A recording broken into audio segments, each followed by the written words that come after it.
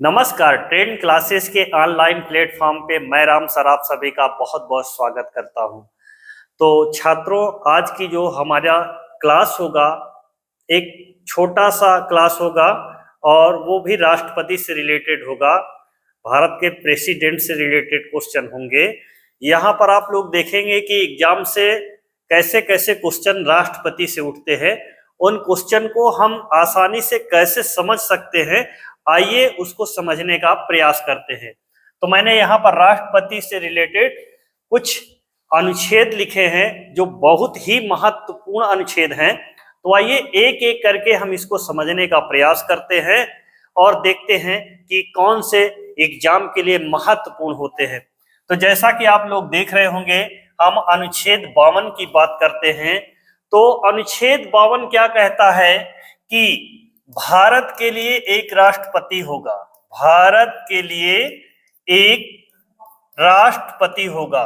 कौन सा अनुच्छेद बोलता है? अनुच्छेद 52 कहता है कि भारत के लिए एक राष्ट्रपति होगा, जबकि अनुच्छेद 53 क्या कहता है, आइए उसको भी समझते हैं। देखिए, अनुच्छेद जो 53 है वह कहता है कि संघ की कार्यपालिका शक्ति राष्ट्रपति में निहित होगी। देखिए, भारत को राज्यों का संघ कहा गया है। क्या कहा गया है? भारत को राज्यों का संघ कहा गया है, जो कि इस संघ की कार्यपालिका शक्ति संघ की कार्यपालिका शक्ति राष्ट्रपति में निहित होगी। वह अनुच्छेद कौन सा कहता है? अनुच्छेद 53 कहता है कि संघ की कार्यपालिका शक्ति राष्ट्रपति में निहित होगी। ऐसे ही आपको बहुत ही लाजवाब और बेहतरीन प्रश्नों का संग्रह यहाँ पर आपको मिलने वाला है। अब देखिए, अनुच्छेद 54 की बात करेंगे तो अनुच्छेद 54 में क्या है? राष्ट्रपति का निर्वाचन है। क्या है? राष्ट्रपति का निर्वाचन। अच्छा, राष्ट्रपति का निर्वाचन में कौन कौन भाग लेता है, इसको हम एक वृत्तांत से बताएंगे। यानी कहने का मतलब ये है कि जब यह टॉपिक्स उठेगा कि राष्ट्रपति का निर्वाचन कैसे होता है, उसमें कौन कौन भाग लेता है, वो सारी चीजें आपको बताई जाएगी। लेकिन वो अगले वीडियो में, क्योंकि हम यहाँ पर सिर्फ राष्ट्रपति के अनुच्छेद से रिलेटेड प्रश्नों को बताना चाहते हैं जो आपके एग्जाम के लिए महत्वपूर्ण होते हैं। तो आइए चलते हैं। देखिए, क्या हो गया? 53 54 हो गया। अब 55 में देखिए, 55 में क्या है? राष्ट्रपति के निर्वाचन की प्रक्रिया है। कौन से अनुच्छेद में? 55 अनुच्छेद में राष्ट्रपति के निर्वाचन की प्रक्रिया है कि राष्ट्रपति का निर्वाचन कैसे होगा, यह अनुच्छेद 55 कहता है। क्या कहता है? राष्ट्रपति के निर्वाचन की प्रक्रिया, क्या प्रावधान है, कैसे कैसे राष्ट्रपति के चुनाव होंगे, अनुच्छेद 55 कहता है। अब देखिए, 56 अनुच्छेद की अगर हम बात करें कि अनुच्छेद 56 क्या कहता है, तो राष्ट्रपति की पद जो है, राष्ट्रपति का जो पद है उसकी पदावधि, राष्ट्रपति पद की पदावधि, यानी कि भारत का जो राष्ट्रपति निर्वाचित होगा उसका कार्यकाल कितना होगा, यह अनुच्छेद 56 बोलता है। कौन सा अनुच्छेद? अनुच्छेद 56 में राष्ट्रपति पद का जो कार्यकाल है उसका वर्णन किया गया है।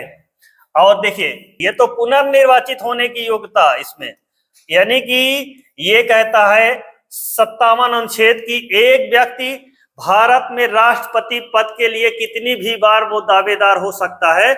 इसका मतलब ये होता है पुनर्निर्वाचित होने की योग्यता। और 58 क्या कहता है? राष्ट्रपति निर्वाचित होने की योग्यता। क्या कहता है?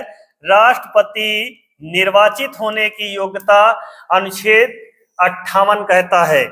अब देखिए, इसके बाद हम 59 अनुच्छेद में चलेंगे और देखेंगे कि 59 अनुच्छेद क्या कहता है।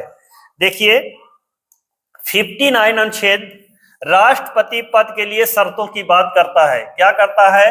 राष्ट्रपति का जो पद होगा उसकी कुछ शर्त निर्धारित होगा। वह भारत का व्यक्ति होना चाहिए, ऐसी कुछ शर्तें रखी गई है, उन शर्तों को पूरा करता है तब वह भारत के राष्ट्रपति के चुनाव के लिए लड़ सकता है।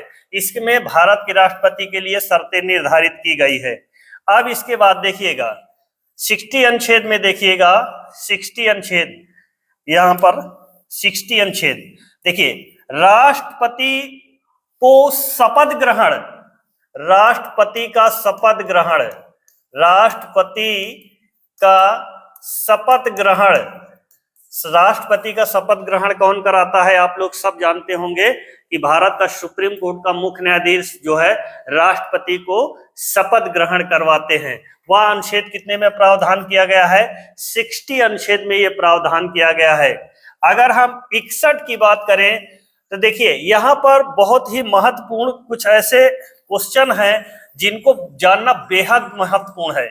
महत्वपूर्ण क्या है कि जो आपके एग्जाम में क्वेश्चन बनते हैं, देखिए कहां से क्वेश्चन बनते हैं उन चीजों को आप समझिए।